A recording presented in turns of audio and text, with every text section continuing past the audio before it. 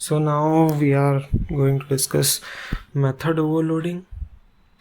So that is really an important topic to learn.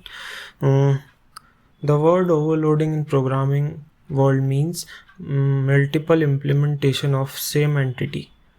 Thus, if we have multiple methods in a class with same name, then we can say that it is called method overloading. So what does that mean? Overloading कब होगी?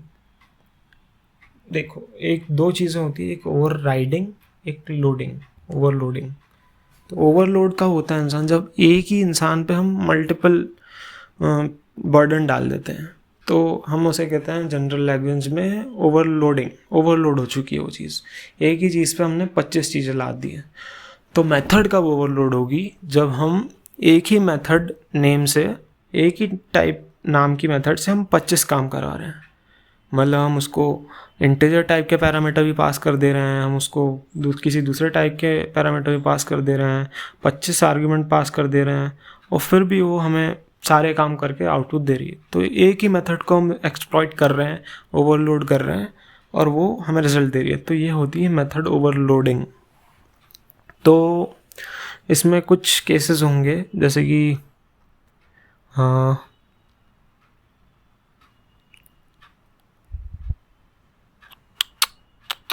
हाँ, सबसे common example ये होगा कि SOP जो होता है हमारा system dot out dot print L N, तो ये भी एक मेथड ही है सिस्टम क्लास का। तो हम इसमें जैसे कि स्ट्रिंग्स पास कर देते हैं आउटपुट करने के लिए, प्रिंट करने के लिए, हम इसमें डबल पास कर देते हैं, फ्लोट पास कर देते हैं, फिर भी ये सारे अलग अलग टाइप के आर्ग्यूमेंट्स को प्रिंट करवा देता है। तो ये ओवरलोडेड है, मतलब ये सारे इस टाइप के आर्ग्यूमेंट को लेता है, उसको प्रिंट करा देता है, इस टाइप के इंटीजर टाइप के लेता है, उसको प्रिंट करा, डबल लेता है, उसको प्रिंट कर देता है। तो ये ओवरलोडेड है, मतलब ये मल्टीपल काम कर पा रहा है। तो ये एक कॉमन एग्जांपल है मेथड ओवरलोडिंग का। But here are some things to remember about this. When we overload methods,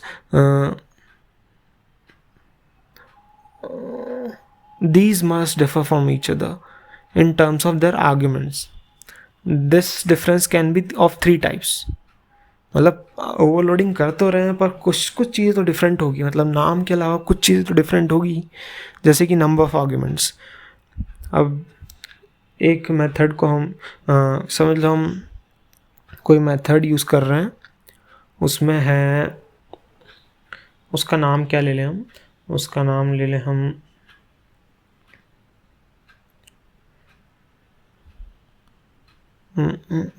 कितना डम हो यार, मेरे को एग्जाम्पल याद नहीं आ रहा है एक आध। ठीक है, तो ऐसे ही वर्क नाम का मेथड ले लिया हमने, और वर्क में हम पास कर रहे हैं 1, मतलब एक आर्ग्यूमेंट। ये पहले की बात कर रहे हैं हम, नंबर ऑफ आर्ग्यूमेंट से कैसे डिफर हो सकता है मेथड ओवरलोडिंग का कंसेप्ट।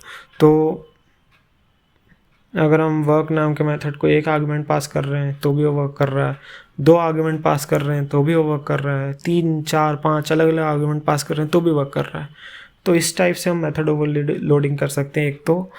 अब दूसरा है टाइप्स ऑफ आर्गुमेंट्स, कि हम उसके टाइप अलग कर दें आर्गुमेंट पास करने के, कि एक बार हम वर्क को इंटीजर टाइप का आर्गुमेंट पास कर रहे हैं, दूसरी बार हम स्ट्रिंग टाइप का पास कर रहे हैं, तीसरी बार डबल टाइप का कर रहे हैं पास, तो भी वर्क कर रहा है। तो ये भी ओवरलोडिंग हो गई। और तीसरा है ऑर्डर ऑफ आर्गुमेंट्स, मतलब हम एक बार पास कर रहे हैं इंटीजर और डबल, फर्स्ट पे इंटीजर सेकंड पे डबल, दूसरी बार पास कर रहे हैं हम डबल फर्स्ट पे और इंटीजर सेकंड पे। तो ये दोनों चीज़ अलग अलग हो गई, मतलब सीक्वेंस अलग हो गया लेकिन मेथड सेम ही है। तो ये भी ओवरलोडिंग हो गई इस मेथड के ऊपर। तो 3 टाइप से हो सकती है, number of arguments, type of arguments and order of arguments. ठीक है। अब हाँ, system dot out dot print L N number of arguments पे ओवरलोडेड नहीं है, वो है टाइप ऑफ आर्ग्यूमेंट्स पे, क्योंकि हम कॉमा लगा लगा के तो उसमें आर्ग्यूमेंट्स पास नहीं करते हैं, उसमें हम एक ही आर्ग्यूमेंट पास करते हैं ऐड कर करके, तो वो रिजल्ट दे देता है या फिर स्ट्रिंग दे देता है फाइनली। तो इसमें कुछ एग्जांपल डिस्कस किए जा सकते हैं। बट नहीं। तो हम आते हैं अब कंस्ट्रक्टर ओवरलोडिंग पे। मेथड ओवरलोडिंग पढ़ ही लिया है। अब इसी तरीके से हम कंस्ट्रक्टर ओवरलोड कर सकते हैं। जैसे कि हम कुछ ऑब्जेक्ट बना रहे हैं किसी क्लास के, तो अब हमें हर बार ज़रूरी नहीं है कि हम सारे डेटा मेंबर्स को इनिशियलाइज़ कर दें। हम कुछ को इनिशियलाइज़ करना चाहते हैं और कुछ को डिफ़ॉल्ट ही रहने देना चाहते हैं, तो हम उस हिसाब से उतने उतने कंस्ट्रक्टर बना लेंगे, उतने वर्क करवा सकते हैं उनसे। जैसे कि हम एक बॉक्स नाम का क्लास बनाएं, उसमें कंस्ट्रक्टर ही बॉक्स नाम का होगा, पब्लिक बॉक्स। तो हम कुछ टाइप के कंस्ट्रक्टर चाहते हैं उसमें कि एक कंस्ट्रक्टर ऐसा हो जिसको हम ब्लैंक छोड़ दें और उसके बॉक्स जो है उसकी लेंथ ब्रेड्थ हाइट तीन जो डेटा मेंबर्स हैं वो ज़ीरो ही रह जाए। हम अगर कंस्ट्रक्टर को ब्लैंक छोड़ दें तो वो ज़ीरो ही रह जाए, लेकिन हम कोई एक इंटीजर पास कर दें अगर सिंगल, तो वो उस इंटीजर से तीनों को इनिशियलाइज़ कर दे, लेंथ ब्रेड्थ हाइट को, तो वो क्यूब बन जाएगा। फिर अगर हम दो पास करते हैं तो लेंथ और ब्रेड्थ इनिशियलाइज हो जाए और तीसरा डायमेंशन ज़ीरो ही रह जाए, या फिर जो भी डिफ़ॉल्ट था उसका वही रह जाए। अगर हम तीन इंटीजर पास कर रहे हैं तो वो लेंथ ब्रेड्थ और हाइट को तीनों को इनिशियलाइज कर दे और वही क्यूबॉइड बन जाए। तो इस हिसाब से हम कुछ कंस्ट्रक्टर बना लेंगे। और ये जो हो रहा है वो कंस्ट्रक्टर ओवरलोडिंग है, क्योंकि ये कि कंस्ट्रक्टर को हम एक्सप्लॉइट करके उसको ओवरलोड करके हम यूज़ कर रहे हैं। just like we can overload two or more methods in Java, similarly we can overload two or more constructors. This is a class can have multiple constructor. If we overload constructors, then these constructors must differ from one another with respect to the arguments. When objects of a class will be created, when object of the class will be created, the Java will select the constructor which closely matches the argument passed to the object. हाँ, एक और बात ये है कि जो close resemblance होता है उसको देख के जावा का किसी मेथड को कॉल करती है या फिर किसी कंस्ट्रक्टर को कॉल करती है। जैसे कि मेथड ओवरलोडेड है, तो अब अगर हमने कुछ पास किया है और वो एग्जैक्ट मैच नहीं मिल रहा है उसको मेथड का, तो वो जो क्लोजेस्ट होगा उस आर्ग्यूमेंट से उस मेथड को कॉल कर देगी। जैसे कि हमने कुछ फ्लोट पास किया है, लेकिन फ्लोट नाम का कोई मेथड, फ्लोट पैरामीटर लेने वाला कोई हमने वही नहीं डिफ़ाइन किया, उसमें मेथड डिफ़ाइन नहीं किया, तो वो डबल वाले मेथड को कॉल कर देगी क्योंकि वो उससे क्लोज रिजेम्बलेंस होगा उसका, इसलिए। तो अब होती है बात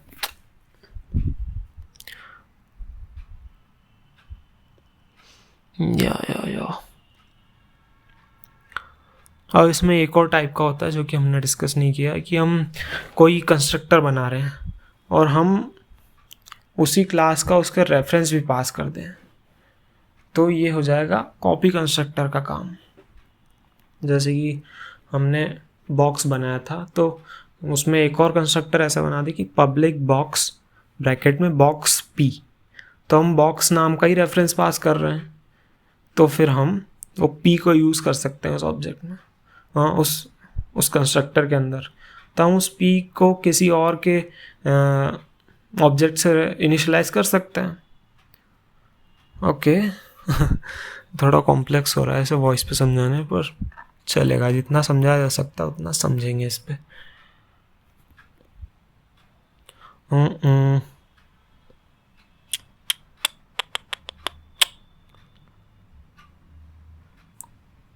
सो ऐसे होता है कॉपी कंस्ट्रक्टर। और कॉपी कंस्ट्रक्टर नाम का कोई कंसेप्ट नहीं होता जावा में, बट C++ में जो कॉपी कंस्ट्रक्टर होता है वही काम ये वाला कंस्ट्रक्टर कर रहा है। ओके